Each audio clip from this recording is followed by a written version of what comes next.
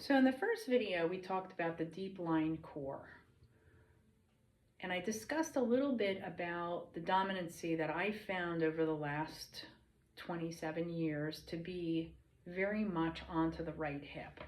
So as clients come to me and I go through an alignment, looking at them moving on my core line, looking at them with weight on them for their deep core line, and then also how they're patterning with their movements, I noticed that most of their weight tends to compile into the right region of the hip, lower back, and leg, which is actually the pelvis. So I've started to compile techniques through the years to try to offset this, because as we move into our 20s and our cells aren't splitting as well, this right hip is going to show more and more dominancy. It's going to take us decades for that to really show up.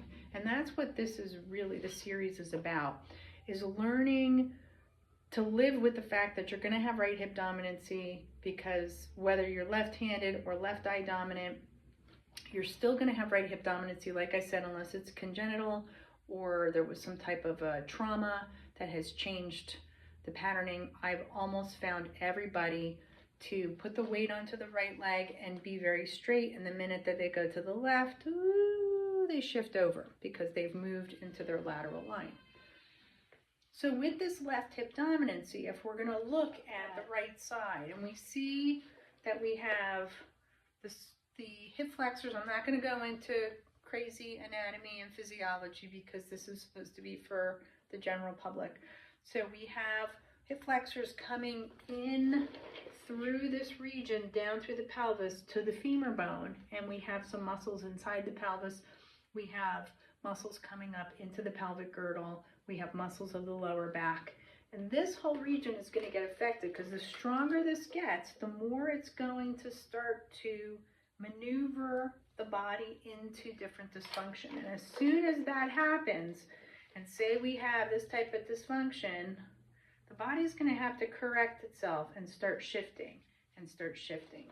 And he's very locked into place. But what ends up happening is we get this crimp here, and then this hip goes into this position, this hip moves a little forward, and we get into rotation. So this is going to be the spiral line, and you can call it the rotational line as well. And it's going to start from the back of the group on the side, deep neck, and it's going to go across the back.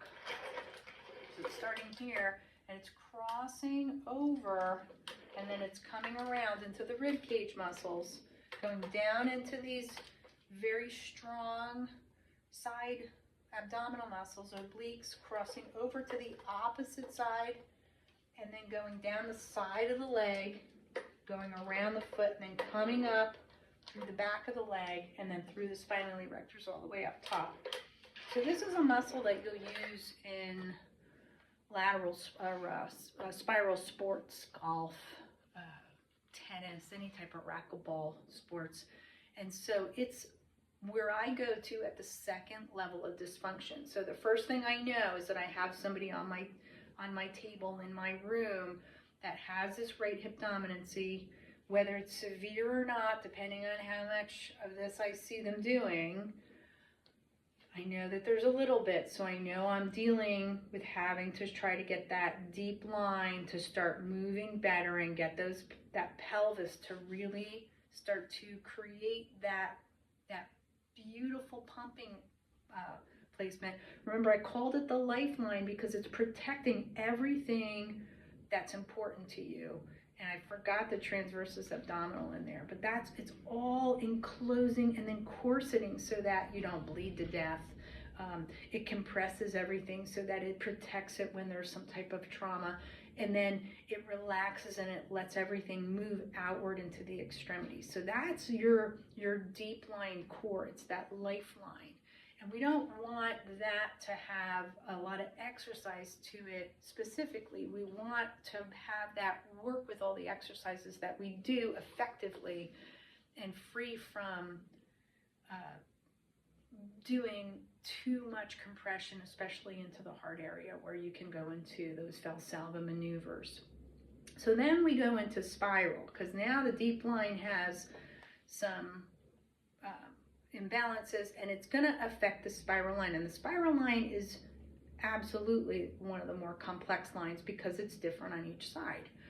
So going into spiral work is going to require you to think a little bit more. Now I'm going through this from deep line to superficial lines, but then we're going to go reverse and come back to deep line again.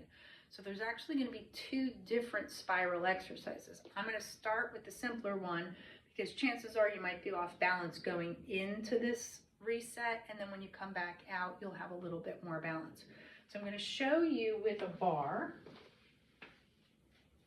and you can use a walking stick, you can use anything, and then we'll do it without the bar. So there's two different ways of doing this, one moving forward and then one moving back. So I'm going to start with the forward one, and I'm going to bring my right hand behind my head. I'm going to bring my left hand out straight with my bar for balance. I'm going to bring my right leg forward, make sure that my placement is evenly on both sides, and I'm going to rotate through my rib cage just enough so that I feel that line moving from across the rib cage on the right down and across into the left hip, and then bring it back and bring it back. All right. Apply a little bit of timing to this. So everything's in those 3 counts. Arm here. So it's going to be right, 1, 2, 3, back, 2, 3, in, switch, left, out, 2, 3, in, 2, 3, back, and that's 1. All right, so you can do that 3 times. Now, if you have enough balance, you can do this without the bar. And what you would do is just have this hand by your side, and you're gonna right hand, right leg, and rotate and back. Now the reason why I have your hand behind your head is so that you lock that shoulder in. Things that you can do that are wrong, I'm gonna show you right now. I see this a lot. Forward, I see this, where they'll turn their feet, they'll turn their hip to make a bigger spiral. And you see that just put me off balance. We want to make sure that we have just a little soft of a knee so that when we rotate, we feel those muscles of the rib cage working, and then back. Now, if you really start to get better balance, arms can come out, leg forward and rotate. Watch too, because watch the feel of the feet. Make sure that you don't go into any type of pronation, supination of that ankle. Keep those feet nice and solid, and then rotate to the left and back. Now with your breathing, you would inhale moving forward, and then exhale into your rotation. Inhale on the way back. Exhale and relax. Good. This is a bigger movement. So you don't want to move too fast with these. These are big muscles. Now, the spiral line, I'm going to show you from the floor as well so that you can do it as well. But the spiral line is one of the lines that most people do get off balance because they don't have their hips centered.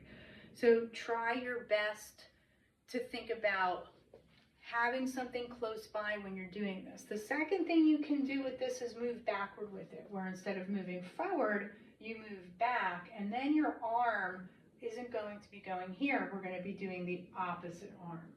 So we would have the right leg going back and the left arm up and then rotating and then bringing it back in. Either one is fine. If you want to do both, you can. Moving back with the left leg and rotating, you can do the same type of movements. Remember, you just need to do 3 of those. You can pick which one from the beginning, moving forward. So if you have you're at a very beginning level, you'll start with your bar and you'll do 1 to each side 3 times. That would be the standing beginning version. If you're lying down, you would start with all lying exercises. So that's the spiral line. It's probably the line that creates the most pain for people, mainly because external oblique and internal oblique aren't postural, they aren't phasic, they're a little bit of both. And they're a huge walking and running movement muscle.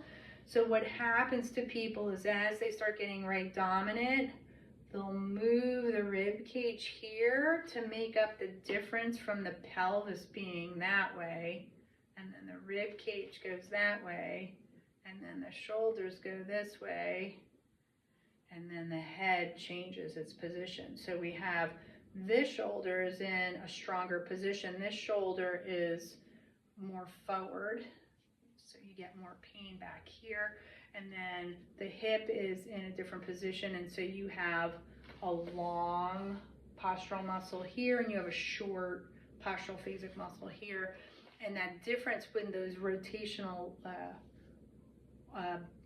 torso muscles can really start to trigger up some pain. So starting to get your spiral line more functional is going to give you a lot more function at the rotation of your day in everything, and you'll start to be able to feel your hips open up with it as well, and then you will hopefully have less pain. Now, we didn't get into postural rotations, dysfunctional rotations yet, because there's a lot of them. There's so many different ways that the pelvis can rotate, and it can be actually different on one side than the other. These are just primers, because as we start moving along and I bring the primers into the exercises, we're going to be able to see how one side doesn't work the same as the other when we're doing an exercise, and how the knees can't come together in spiral rotation to one side and they can to the other, and I'm going to be able to give you corrections to work on that. So there is your spiral rotational line. Next is lateral side line. All right, so we're going to do lying spiral line now. So knees will be bent for this, and what you're going to do is roll yourself over to the right completely. Make sure that those legs are glued together to the floor, inner thighs, so that they're all the way over. Bring your hands behind your head. You can clasp them and then roll back. Now, at this point of my life, I'm going to be different on each side. That's the point of starting to understand this. So when I roll back and then roll in, each time I'm going to start to feel my body open up. Now I'm going to add my head into this as well. Now I have my hands behind my head because I'm going to protect my head right now, but I'll show you another version. Now you notice my legs aren't moving. I'm coming back into that starting position, and here's my 1, 2, 3, stop, 1, 2, 3, stop. Inhale here, and then exhale through that 3 count as you open it up, and then inhale on the way in. All right, so that is the first section. Now, as you get stronger, you can bring those arms out, head to the side. If you want to put something under your head like a towel, you can, and then it'll move outward. Now, I'm also opening up here, so I don't want to drop that down and take that shoulder and move it into too much of a rotation backwards, because I'm really going to put up too much stress on that. So I'm going to hold it to this point if that's what I can open up. Keeping it even with my rib cage, I can move my hands like this as well, and then move it inward. So find a comfortable position for yourself. Everybody's a little bit different with body types, so find a good position. This may be 2. You might find that your shoulder is rotating inward, and then move it here, and that's gonna stop that shoulder from having too much stress on it. So that would be a more advanced version. And again, it would be inhale, 1, 2, 3, stop, 1, 2, 3 on the inhale. Now these primers are for you to be able to understand them so that when I put them together in the reset, you've got it. Now watch this, because I'm a good example of what happens when your right hip is dominant and where your body goes to. I'm going to put my hands behind my head. Now watch how this side is so much different, right? This oblique is now shortened over time, and we have less range of motion. So I'm not going to, and I'm going to give you an example of what not to do. So if I go here and I feel that stop point, that soft tissue stopping me, and I want to go more because that's my personality, right? Which I'm telling you this not to do. So I push it. Now I feel it here, all right? So I've just lost my spiral line because now I'm into my upper body. And I want to get this to move into my rib cage and around the back, because this is an important rotational line. So that's it. I'm going to go to that point and I'm going to bring it back, and then I'm going to do it again. 1, 2. Wait for that spiral. My legs should not come up in the air. My body should remain spiral and out. All right. If I want to move it here, I can. So that spiral line, and that's going to give you this rotational, which we're going to get into some more advanced movement on the spiral line as we move into workouts. But I'm trying to give you primer basic, because this is going to restructure your body. You have restructuring, you have remodeling. Restructuring is where I call restructuring the physical body through exercise and movement, and remodeling is me remodeling the body through manual therapies, right? Where I'm going in and I'm maneuvering the muscle to try to get that muscle to lengthen manually, because it won't do it without some type of extra help. So this is your restructuring. So that is your spiral rotational line that we're going to add into this series.